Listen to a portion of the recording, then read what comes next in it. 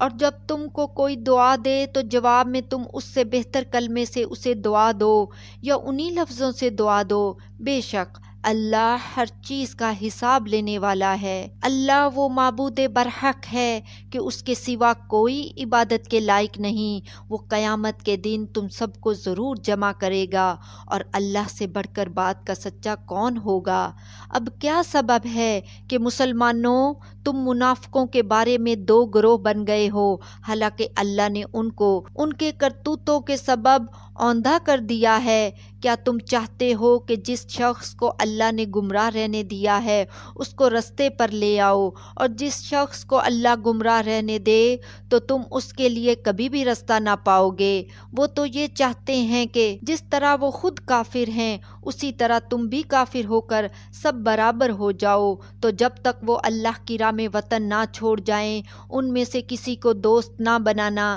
اگر ترک وطن کو قبول نہ کریں تو ان کو پکڑ لو اور جہاں پاؤ قتل کر دو، اور ان میں سے کسی کو اپنا رفیق اور مددگار نہ بناؤ، مگر جو لوگ ایسے لوگوں سے جا ملے ہوں جن میں اور تم میں صلح کا عہد ہو، یا اس حال میں کہ ان کے دل تمہارے ساتھ یا اپنی قوم کے ساتھ لڑنے سے بھنچ رہے ہوں تمہارے پاس آ جائیں تو اور بات ہے، اور اگر اللہ چاہتا تو ان کو تم پر غالب کر دیتا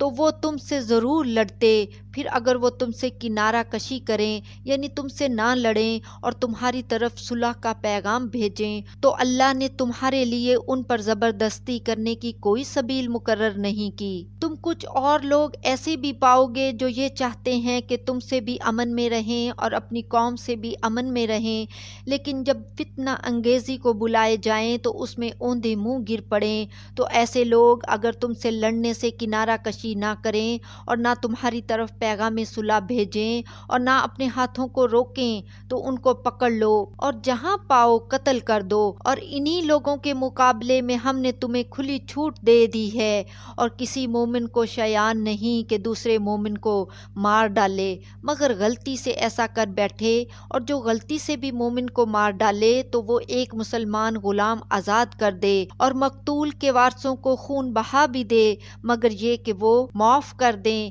پھر اگر مقتول تمہارے دشمنوں کی جماعت میں سے ہو اور وہ خود مومن ہو تو صرف ایک مسلمان غلام آزاد کرنا چاہیے، اور اگر مقتول ایسے لوگوں میں سے ہو جن میں اور تم میں صلح کا عہد ہو تو وارثان مقتول کو خون بہا دینا اور ایک مسلمان غلام آزاد کرنا چاہیے، اور جس کو یہ میسر نہ آئے وہ متواتر 2 مہینے کے روزے رکھے۔ یہ کفارہ اللہ کی طرف سے قبول توبہ کے لیے ہے، اور اللہ سب کچھ جانتا ہے، بڑی حکمت والا ہے۔ اور جو شخص کسی مسلمان کو قصدن مار ڈالے گا تو اس کی سزا دوزخ ہے جس میں وہ ہمیشہ جلتا رہے گا، اور اللہ اس پر غضبناک ہوگا اور اس پر لعنت کرے گا، اور ایسے شخص کے لیے اس نے بڑا سخت عذاب تیار کر رکھا ہے۔ مومنوں، جب تم اللہ کی راہ میں باہر نکلا کرو تو تحقیق سے کام لیا کرو، اور جو شخص تم کو سلام کرے اس سے یہ نہ کہو کہ تم مومن نہیں ہو، کہ اس سے تمہاری غرض یہ ہو کہ دنیا کی زندگی کا فائدہ حاصل کرو، سو اللہ کے پاس بہت سی غنیمتیں ہیں، تم بھی تو پہلے ایسے ہی تھے، پھر اللہ نے تم پر احسان کیا، چنانچہ آئندہ تحقیق کر لیا کرو، بے شک جو عمل تم کرتے ہو اللہ کو سب کی خبر ہے۔ جو مسلمان گھروں میں بیٹھ رہتے اور لڑنے سے جی چراتے ہیں اور کوئی عذر نہیں رکھتے، وہ اور جو اللہ کی راہ میں اپنے مال اور جان سے جہاد کرنے والے دونوں برابر نہیں ہو سکتے۔ مال اور جان سے جہاد کرنے والوں کو بیٹھ رہنے والوں پر اللہ نے درجے میں فضیلت بخشی ہے، اور بہترین انجام کا وعدہ اللہ نے سب سے کیا ہے، اور اجر عظیم کے لحاظ سے اللہ نے جہاد کرنے والوں کو بیٹھ رہنے والوں پر کہیں فضیلت بخشی ہے، یعنی اللہ کی طرف سے درجات میں اور بخشش میں اور رحمت میں، اور اللہ بڑا بخشنے والا ہے، بڑا مہربان ہے۔ جو لوگ اپنی جانوں پر ظلم کرتے ہیں، جب فرشتے ان کی جان قبض کرنے لگتے ہیں تو ان سے پوچھتے ہیں کہ تم کس حال میں تھے؟ وہ کہتے ہیں کہ ہم ملک میں عاجز و ناتواں تھے۔ فرشتے کہتے ہیں کیا اللہ کا ملک فراغ نہیں تھا کہ تم اس میں ہجرت کر جاتے؟ پس ایسے لوگوں کا ٹھکانہ دوزخ ہے اور وہ بری جگہ ہے لوٹنے کی۔ ہاں، جو مرد اور عورتیں اور بچے بے بس ہیں کہ نہ تو کوئی تدبیر کر سکتے ہیں اور نہ رستہ ہی جانتے ہیں، تو قریب ہے کہ اللہ ایسوں کو معاف کر دے، اور اللہ بڑا معاف کرنے والا ہے، بڑا بخشنے والا ہے۔ اے اللہ، ہم سب کے گناہوں کو بھی معاف فرما دینا،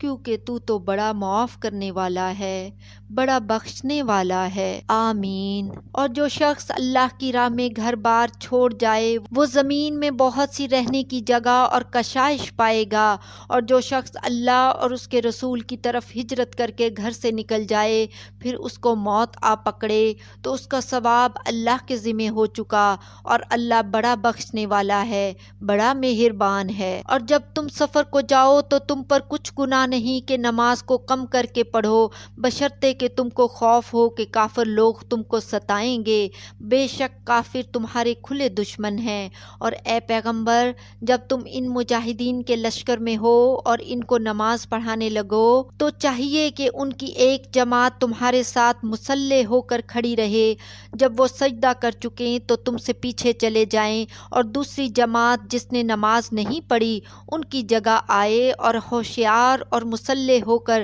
تمہارے ساتھ نماز ادا کرے۔ کافر تو چاہتے ہی ہیں کہ تم ذرا اپنے ہتھیاروں اور سامان سے غافل ہو جاؤ کہ تم پر یک بارگی حملہ کر دیں، اور اگر تم بارش کے سبب تکلیف میں ہو یا بیمار ہو تو تم پر کچھ گناہ نہیں کہ ہتھیار اتار رکھو، مگر اپنا بچاؤ ضرور کر رکھو۔ اللہ نے کافروں کے لیے ذلت کا عذاب تیار کر رکھا ہے۔ پھر جب تم یہ نماز تمام کر چکو تو کھڑے اور بیٹھے اور لیٹے ہر حالت میں اللہ کو یاد کرو۔ پھر جب تم مطمئن ہو جاؤ تو پورے آداب کے ساتھ نماز پڑھو۔ بے شک نماز کا مومنوں پر اوقات مقررہ میں ادا کرنا فرض ہے، اور ان کفار کا پیچھا کرنے میں سستی نہ کرنا۔ اگر تم بے آرام ہوتے ہو تو جس طرح تم بے آرام ہوتے ہو اسی طرح وہ بھی بے آرام ہوتے ہیں، اور تم تو اللہ سے ایسی ایسی امیدیں رکھتے ہو جو وہ نہیں رکھتے، اور اللہ سب کچھ جانتا ہے،